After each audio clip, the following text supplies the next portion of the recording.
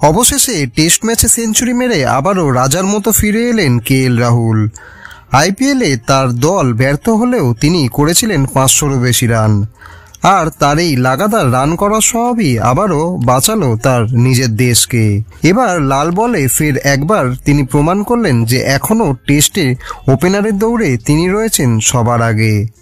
England লায়ন্সের বিরুদ্ধে 100 run করে জাতীয় দলে নিজের জায়গা আরও শক্ত করে ফেললেন কেএল রাহুল।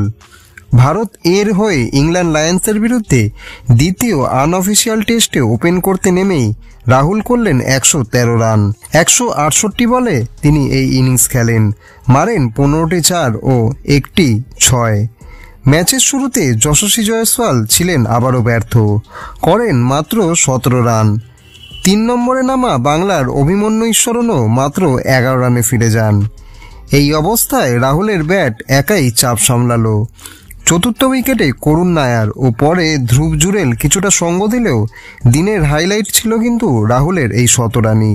মেঘলা আকাশ, তার সাথে ইংল্যান্ডের সুইং বল, এসব সামলে রাহুল যেভাবে খেললেন তাতে বলাই যায় রাহুল ইজ ব্যাক এগেন।